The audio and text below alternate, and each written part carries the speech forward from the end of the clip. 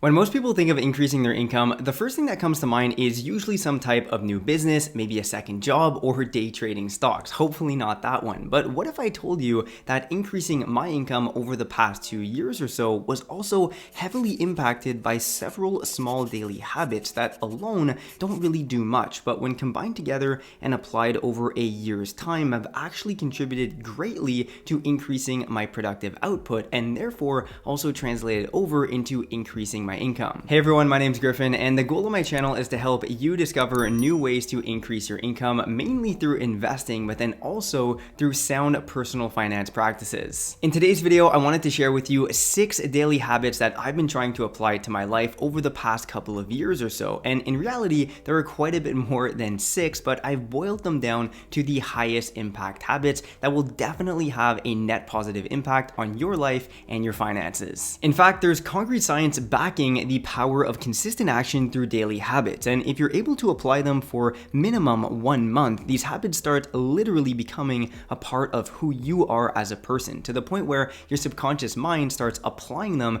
without having to actually think about it yourself and provide energy to those actions. All of this to say that these 6 habits won't directly increase your income, but I guarantee you that they will indirectly help you achieve higher levels of flow and also increase your productive output, all of which in turn helps increase your income. So let's get right into it. The first daily habit that I try to apply every single morning is reading books for roughly 1 hour while I sip some coffee and listen to some jazz music. And before you click off this video because reading for an hour every morning seems unrealistic, just hear me out. Of course, depending on your current schedule and lifestyle, reading every single day might already be difficult in the first place. And so reading for an hour, especially in the morning, forget about it, right? But even if you're able to squeeze in, say, 20 or 30 minutes of reading on a daily basis, this is significantly better than just not reading at all. And I absolutely guarantee you that reading even for a couple of hours a week will have a profound impact on increasing your productive output and really just your creativity around your finances and other topics. So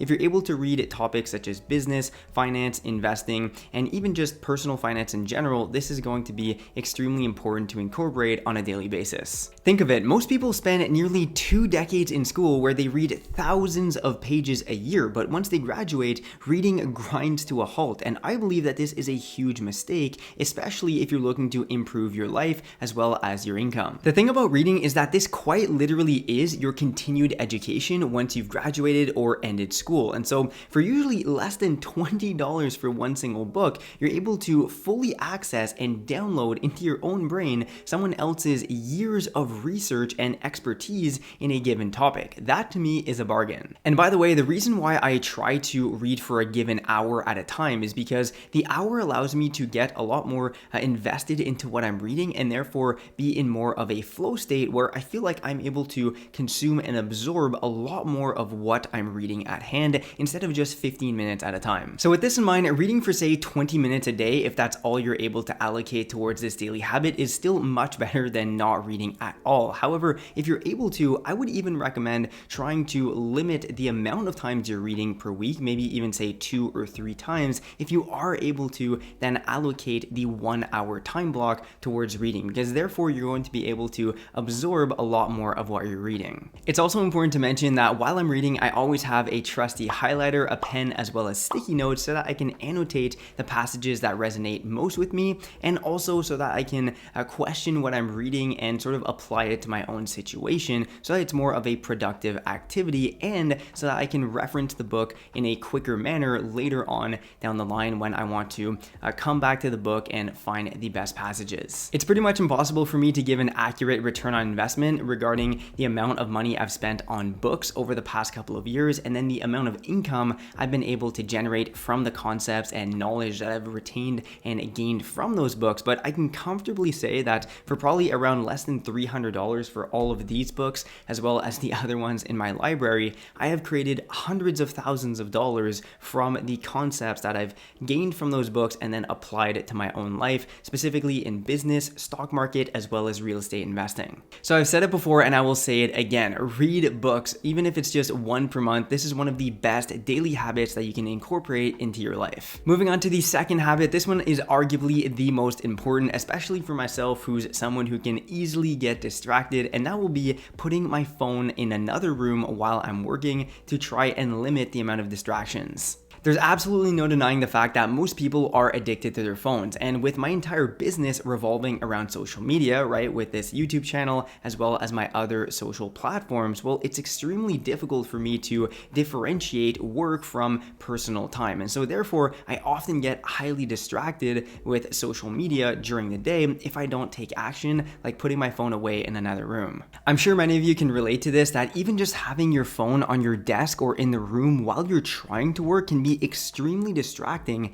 and take away from achieving a state of flow. In fact, research even compares the instant gratification and addiction levels caused by smartphones to be as powerful as illegal drugs. So when you see a notification from your phone in the corner of your eye, it can be almost impossible to ignore, and all of these stimulus hits contribute to significantly less productive work. Personally, my most productive hours are between 7 a.m. and around noon. So during this period of time, I try to put my phone in my bedroom locked away so that it's out of sight, out of mind, and I can focus fully on my task at hand. And in parallel to this, I also try to limit my email usage as well as any type of other notification that I could receive in the morning that could throw off my mood as well as my mental state. So one thing that I usually do is that I will put a do not disturb night mode on my phone from around 8 or 9 p.m. at night all the way up into the morning. And so when I wake up in the morning, I'm not bombarded with say 5, 10, 15 messages that could instantly just throw off my mood and my productive output towards the tasks that I've listed out for my day. There's nothing worse than trying to write out a paper or a script, maybe solve a problem, or pretty much anything that requires your dedicated attention to then be distracted every 5 minutes by a notification that, let's be real, usually turns into at least 5 minutes of distracted time on your phone. By the way, if you're enjoying today's video and you'd like to show support for the channel, make sure to drop a like on this video and subscribe for more videos such as this one. Moving on to habit number 3, this one is the cornerstone of turning your dreams into reality, and that would be creating categorized lists of your yearly goals, and then every single evening on a daily basis referring back to that list in order to create subtasks in a list form for the next day. I cannot stress the importance of doing this the night before enough, because the next day you don't want to be thinking about what do I need to do today. No, you should be doing your morning routine and then attacking your to-do list in the most efficient manner possible. So actually, let's take a look at my list of goals that I set out for the 2021 calendar year that I happen to have right here. So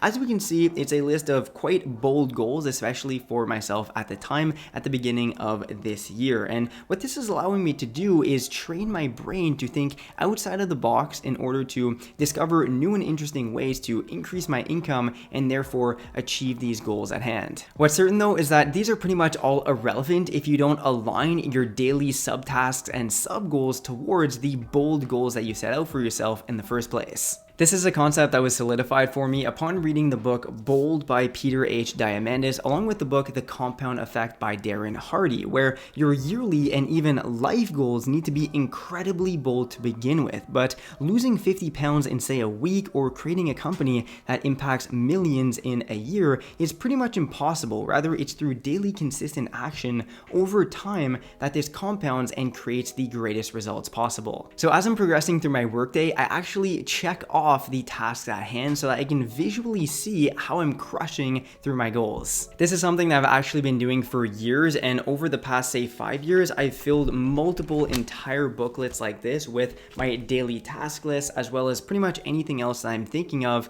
from a creative standpoint. I just write it all physically in a book, and I actually believe that there is more power to writing it down physically than using any type of app or service to do so, because this is reinforcing it a lot more in your mind, and then your subconscious is referring back to the task list that you've physically written. But that's just something that works for me. All of this to say that creating impactful goals for yourself and then following through on them through daily task lists that you're creating for yourself the night before is something that has greatly impacted my income over the past couple of years, and I would highly recommend you try it out if you have a chance. Now, task lists can be extremely beneficial. However, they can also be quite overwhelming if you're tackling them from any which manner without proper structure. In fact, I've been victim of this numerous times where I feel completely overwhelmed, leading to procrastination and falling out of a flow state. And it's actually my girlfriend that introduced me to the next habit that's helped me out quite a bit over the past little while in order to manage my time more effectively, and that would be time blocking as well as batching. Instead of looking at your task list all at once, start with the tasks that have the highest returns both financially and emotionally, and then block out time in your schedule to accomplish each one of these tasks. This way you're training your brain to accomplish the task at hand in that given time frame. This is something that I've started doing, and it seems counterintuitive, but actually has worked to my surprise. Even further, if you're able to, based on what you do for work, I would recommend even batching certain tasks to be done on certain days of the week only, so that you don't waste huge amounts of time setting up for each one of these tasks individually if you're kind of peppering them all over your week. For example, my past workflow may have looked a little bit like this. I'll wake up, do my morning routine, and then jump right into editing a video, maybe writing after, working on my real estate business, filming a video, all of this without any rhyme or reason or any type of concrete batching. I definitely still have a hard time applying this on a consistent basis, since transitioning away from a habit that you've had for years essentially can be quite difficult, but I'm trying to train my mind to actively think towards doing this on a much more consistent basis. And for example, I'm trying to film exclusively on 1 or 2 days of the week and then write out videos 1 or 2 days of the week. This allows me to be a lot more clear-minded and enter into a flow state on each one of those given days. This has significantly increased my productive output on those given days because I'm already in the mindset towards one of those single tasks. So time blocking and batching are two things that I would highly recommend you try incorporating into your own life if possible. And if you do end up trying it out, make sure to come back to this video and comment down below how that's worked out for you. And finally, the last daily habit isn't a specific habit in particular that I'll be recommending. Rather, this should be a habit that you're developing yourself based on your own realities and financial life, right? And it should also be something that loosely follows the 80-20 principle. As a financial content creator, stock market investor, as well as real estate investor, a daily habit that I've personally incorporated into my own morning routine is briefly looking over my stocks, my stock watch list, the real estate market, and MLS to see if anything interesting has come up. And then also I make sure to check out my YouTube's analytics. These are all habits that I've tailored to my own realities as well as my businesses that may make no sense whatsoever to others. So this is why I say it's important to create at least a couple habits that are specific to your own situation. Identifying and then prioritizing your energy towards the small percentage of tasks at hand that have the largest impact and likelihood of increasing your income the most with the highest return on time invested is essentially what you need to determine here. In my recent video going over the different income sources that I've created for myself, well, I mentioned the fact that actually most of my income is derived from a small percentage of these sources in particular, and that for this reason, that's where I focus the most of my attention and energy. Thanks a lot for watching today's video. I really hope you enjoyed it. If you did, make sure to drop a like and check out all the other videos that are already posted on my channel, where we mainly speak about personal finance, stock market investing, as well as real estate investing. I'd also encourage you to check out all the links down below to resources I use and recommend, where you can get free money for signing up to some of these different platforms. And also make sure to check out my full 60 video lecture stock market investing course, where you'll learn everything you need to know about investing in the stock market and crafting a portfolio for your needs as an investor. So on that note, thanks a lot for watching today's video, and I will see you in the next one.